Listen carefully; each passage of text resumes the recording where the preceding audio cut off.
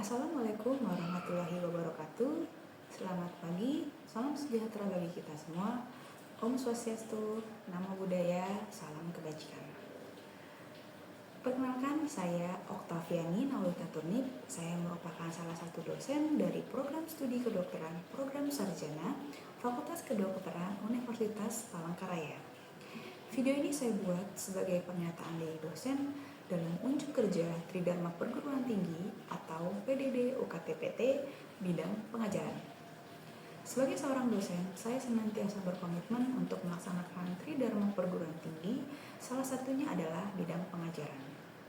Pada kesempatan kali ini, izinkan saya menjelaskan salah satu modul yang saya ampu, yaitu modul gangguan sistem hemopoietik dan limforetikuler dengan kode 1FAP 175052. Modul gangguan sistem hemopoietik dan limforetikuler merupakan modul lanjutan bagi mahasiswa yang telah menyelesaikan modul fungsi normal hemopoietik dan limforetikuler.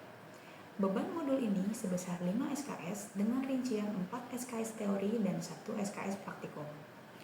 Modul gangguan sistem hemopoietik dan limforetikuler merupakan modul yang membahas tentang prinsip ilmu kedokteran, yakni prinsip ilmu parasitologi, mikrobiologi, imunologi, farmakologi, anatomi, ilmu kesehatan anak, patologi klinik, dan ilmu penyakit dalam terkait gangguan sistem hemopoietik dan limforetikuler.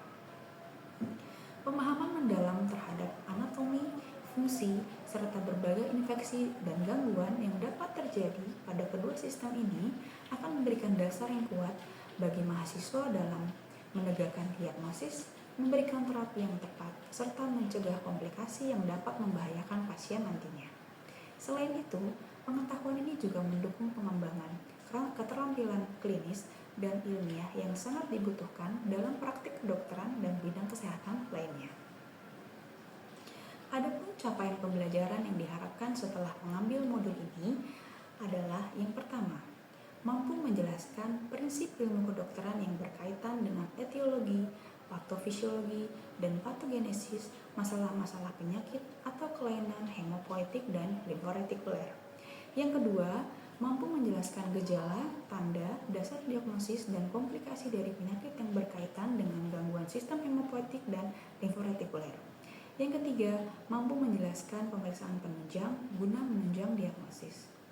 Yang keempat, mampu menjelaskan tujuan pengobatan dan berbagai pilihan yang mungkin dilakukan dalam penanganan pasien dengan gangguan sistem hemopoietik dan limforetikuler. Untuk mencapai CPMK tersebut, mahasiswa diberikan materi pembelajaran yang dibagi menjadi beberapa topik besar, khususnya dalam bidang mikrobiologi yang saya ampu, yaitu etiologi, epidemiologi, gejala, patofisiologi, diagnosis, pengobatan dari kejadian bakteriemia, viremia, dengan contoh untuk kasus demam berdarah, HIV/AIDS, dan leptospirosis. Selanjutnya saya akan menjelaskan teknik pengajaran yang saya gunakan pada modul ini. Saya menggunakan metode DIA, Delivery, Interaction, and Assessment. Adapun metode yang pertama yaitu metode delivery. Dalam modul ini saya menyampaikan materi kuliah menggunakan media presentasi PowerPoint disertai dengan pendukung lainnya seperti video pembelajaran. Untuk membuat materi dari modul ini, saya membuat secara struktur dengan berbagai sumber, contohnya buku dari Jewett, Smelnick, and Edelberg tahun 2015 tentang Medical Microbiology, kemudian buku Brock Biology of Microorganism dari Madigan et al. 2015, serta buku yang kami terbitkan sendiri dari Departemen Mikrobiologi Fakultas Kedokteran Universitas Palangkaraya yang berjudul Atlas Bakteriologi Dasar, serta berbagai penelitian yang kami lakukan. Salah satunya adalah penelitian oleh saya sendiri dengan tim terkait dengan penggunaan air gambut pada pasien karies gigi berkumur menggunakan air gambut yang berpotensi meningkatkan infeksi, dan pada penemuan penelitian ini dihasilkan adanya bakteri Klebsiella pneumonia yang materi ini berkaitan dengan adanya gangguan atau infeksi yang mungkin akan terjadi pada sistem hemopoietik dan limforetikuler. Selanjutnya yaitu interaction. Pada metode ini saya menerapkan kuliah yang interaktif dengan menyisipkan pertanyaan pemicu dalam proses pembelajaran agar dapat melatih mahasiswa dalam berpikir kritis dan menyampaikan pendapatnya. Kemudian di setiap modul diterapkan juga case method dalam bentuk DK atau diskusi kelompok. Setiap kelompok terdiri dari 8 hingga 10 mahasiswa yang akan diberikan case atau kasus terkait dengan gangguan kesehatan pada sistem hemopoietik dan limforetikuler. Dan nantinya terdapat 3 kasus, masing-masingnya harus diselesaikan dalam 2 kali pertemuan diskusi kelompok. Nantinya di akhir perkuliahan akan dilangsungkan pleno. Pleno ini merupakan hasil diskusi dari setiap kelompok yang akan dikonsultasikan dengan narasumber terkait. Metode yang ketiga adalah assessment.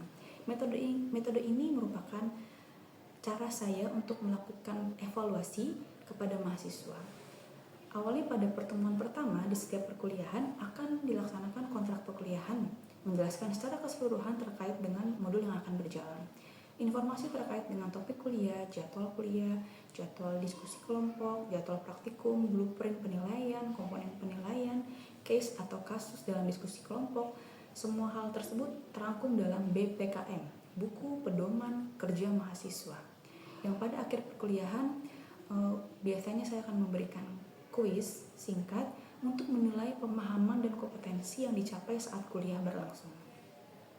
Adapun dalam modul ini komponen penilaiannya adalah ujian sumatif 1 30%, sumatif 2 30%, praktikum 25%, diskusi kelompok atau case study 15%.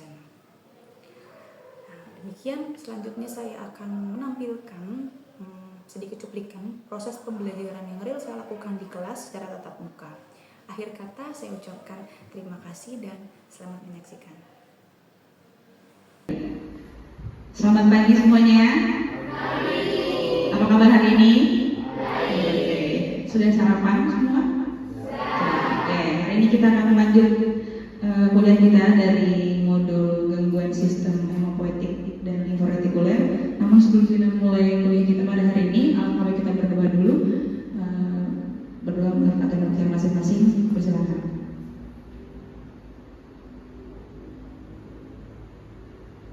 Berdoa selesai. Oke, hari ini kita akan melanjutkan kuliah dari Departemen Mikrobiologi. Untuk kelas ini akan didampingi oleh saya, Ibu Oktaviani. Ini untuk visi dan misi dari Fakultas Kedokteran kita, Universitas Palangkaraya. Untuk visi itu menjadi kedokteran terbaik di Kalimantan tahun 2008. Intinya adalah kita mau menjadi yang terbaik di kekasan kita, di ruang gambut dan juga di aliran sungai, baik di pengajaran, penelitian, pengabdian masyarakat dan pengembangan iptek lainnya, gitu ya. Ini untuk capaian pada perkuliahan kali ini diharapkan setelah kuliah kalian bisa mampu menganalisis dan juga memuluskan tentang prinsip ilmu mikrobiologi terkait dengan sistem hemopoietik dan limforetikuler. Nanti materinya akan lumayan banyak, yang dipelajari ada geologi, epidemiologi, patofisiologi, diagnosis, pengobatan, dan untuk menunjang perkuliahan juga akan ada praktikum nantinya. Oke, kita lanjut ya. Untuk pendahuluan, karena kita akan membahas dua sistem, yaitu hemopoietik dan limforetikuler. Kalau untuk yang hemopoietik, karena ada kata hem, berarti kita akan membahas, mungkin sudah ambil juga di modul fungsi normal ya, hemopoietik dan limforetikuler. Jadi kita akan membahas terkait dengan darah putih, bagaimana pembentukannya, darah merah, trombosit, semuanya akan dibahas. Dan kalau untuk limforetikuler itu akan melibatkan organ-organ limfoid. Untuk patofisiologinya, ini mungkin gambaran singkatnya ya, biar lebih paham. Kita akan lihat dari gambar ini. Jadi ini adalah contoh infeksi yang awalnya disebabkan karena adanya gigi yang tumpang. Kita tidak perlu kalian karena gigi tumpang, ya, itu dia bisa menyebabkan penyakit justru bukan di gigi, di organ yang lain, bisa nyebar ke organ yang lain. Gimana caranya? Jadi ketika ada gigi yang terinfeksi ya, kelihatan. Kalau gigi mulut kita ini sebenarnya kan terdiri dari berjuta-juta patogen ya, banyak bakteri dalam mulut kita, jamur juga banyak ya. itu menjadi tempat bolongan itu tempat untuk si bakterinya tumbuh. Manakala kita makan nasinya terselip di lubang gigi kita, ya, itu kan menjadi sumber makanan untuk bakteri ini, ya. Lama-lama populasinya semakin banyak.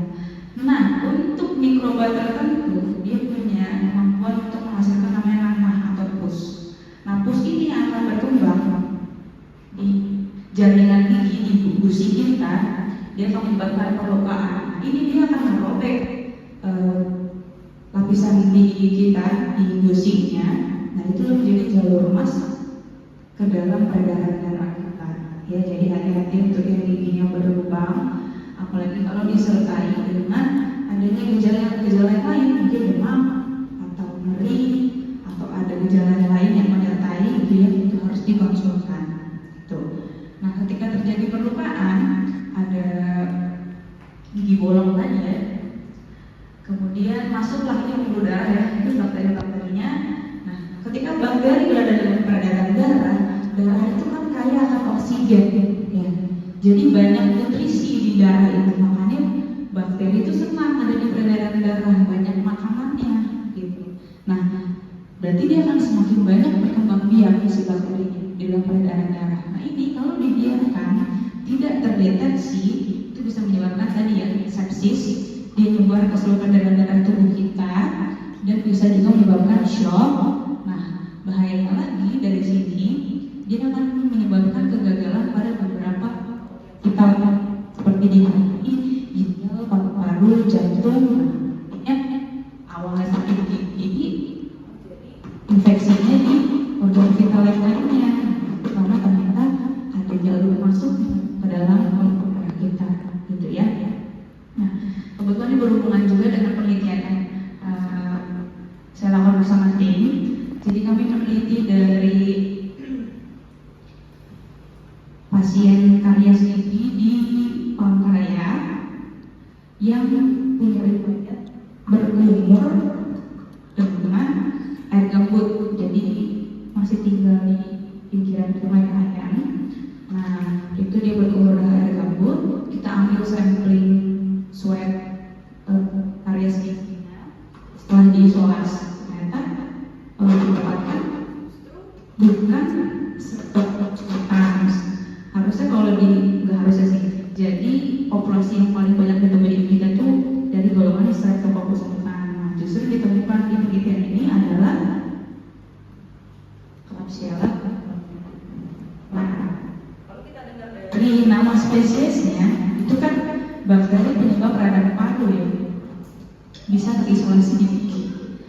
Kalau gigi kita dalam kondisi sudah bolong, sudah ada kariesnya, dan ada si Klebsiella-nya, ada perlukaan, kemudian masuk ke pembuluh darah kita, dan dia menyebar ke paru-paru dan ke organ yang lain, bisa menyebabkan tadi kegagalan di organ yang lainnya. Jadi penelitian ini mendukung dari dalam artian, bisa terjadi dari orang giginya sakit justru bisa karena organ yang lainnya, gitu, ya. Jadi siapa yang jawab? Ya, Nopri apa? Salah satunya dikeluarkan melalui nyamuk itu malaria dan diabetes. Oke, terima kasih, ya. Untuk kita akan malaria oleh Departemen Parasit, ya. Nah, kita akan membahas demam berdarah. Demam berdarah termasuk yang dia bisa menginvasi peredaran darah, si virus demam berdarah ini. Nah, yang hari ini akan kita bahas itu adalah yang contohnya HIV. Udah tahu HIV, ya? Penyakit apa itu HIV? Penyakit yang akan bahas mungkin secara singkat. Berikut adalah virus HIV. Kita bisa lihat strukturnya, ya, morfologinya. Bagian luar terdapat spike atau paku yang mengandung glikoprotein. Dia punya selubung juga, ada envelope-nya, ada kapsidnya yang akan melindungi materi genetiknya. Ada yang masih ingat ciri khas atau karakteristik utama dari virus apa? Dalam hal materi genetiknya, gimana kalau virus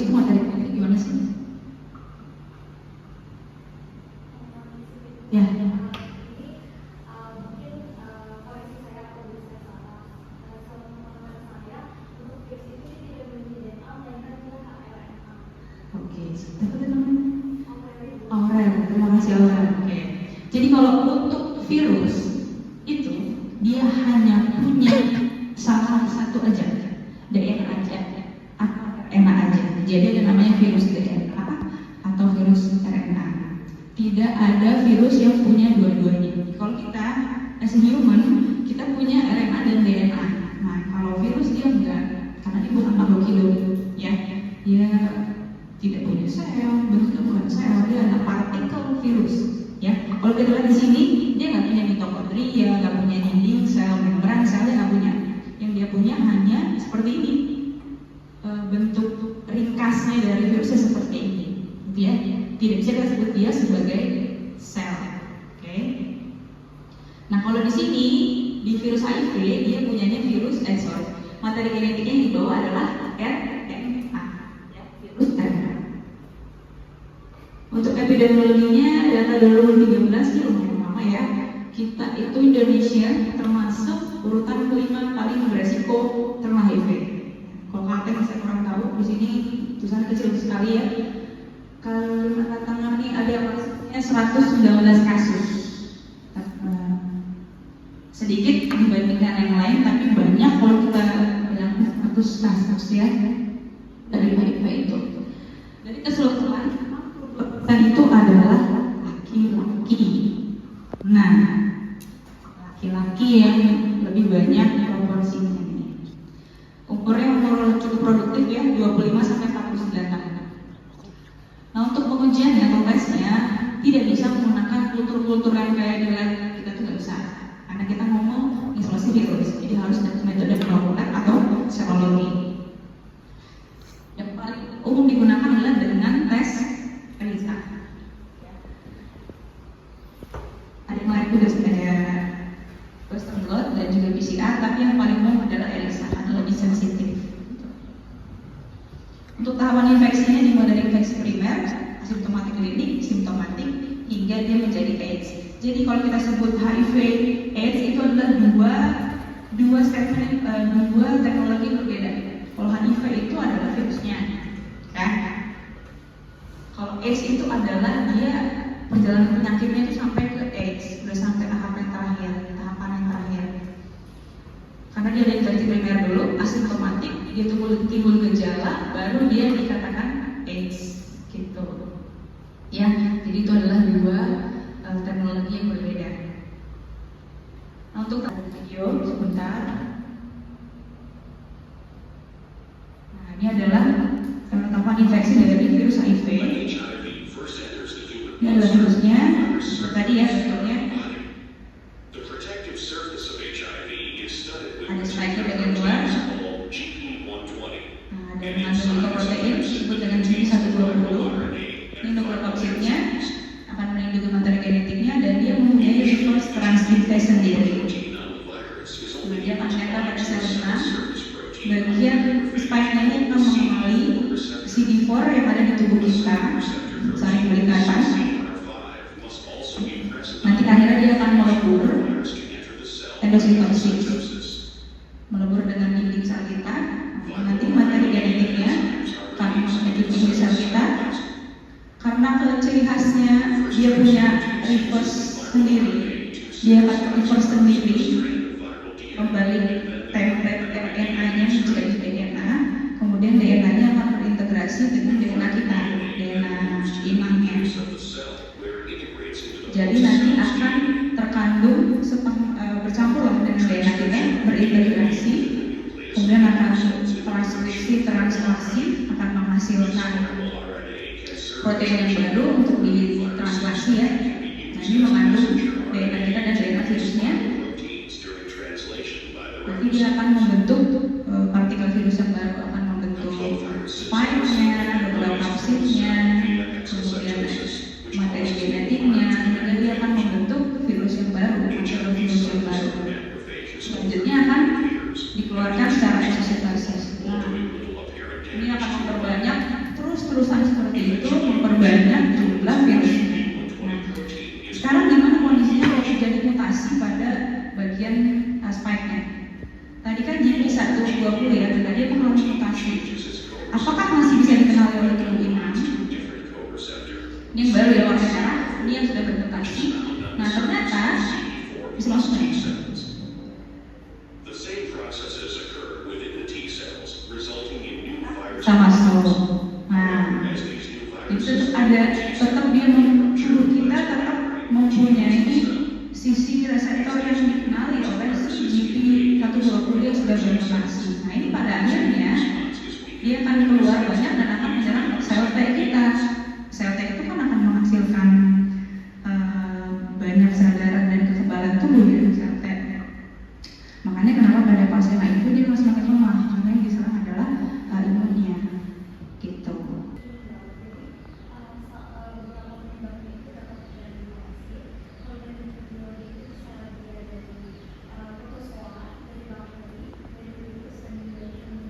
Oke, terima kasih, bagus. Jadi patogennya ada banyak nih, bakteri, virus, jamur, protozoa, parasit juga bisa. Oke. Nah, kalau dari yang bakteri kita tadi udah bahas, contoh yang tadi kita bahas adalah HIV. Ada yang tahu bagaimana transmisi atau penularan dari HIV? Ada 3. Lewat mana aja transmisinya? Stefani, silakan.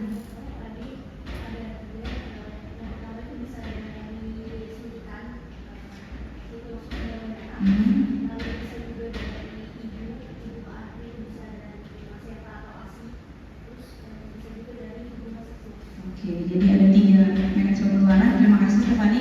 Jadi ada dari jarum suntik, narkoba juga bisa menular ya. Kemudian ada perlukaan, kemudian dari ibu ke anak. Tadi kedua apa? Hubungan seksual, yaitu yang anak belum. Oke, itu. Nah, jadi kalau kita rangkum mungkin seperti ini. Oh ya, tahapan infeksi tadi. Tahapan infeksi HIV primer, asimptomatik, simptomatik, baru dia jadi AIDS. Gitu. Oke, mungkin itu untuk perlihan kali ini. Ada yang mau ditanyakan? Apa yang belum dipahami atau yang sudah dipahami tapi mau tanya atau ada apapun silakan. Kalau tidak ada yang saya anggap kalian berarti paham. Ya, paham ya? Oke, paham ya? Kalau paham, nah coba sekarang di scan 1 menit buat mengerjakan soalnya. 1 menit. Silakan.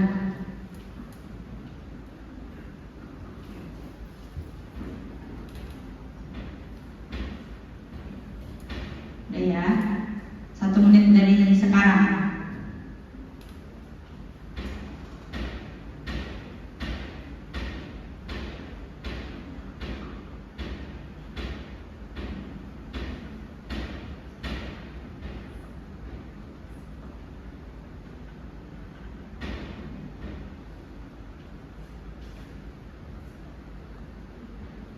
Gampang ya.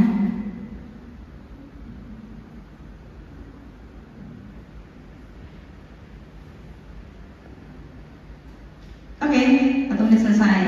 Terima kasih. Itu nanti sebagai kisi-kisi untuk kalian ujian sumatif. Dari situ materinya, dari quiz center kalian melihat.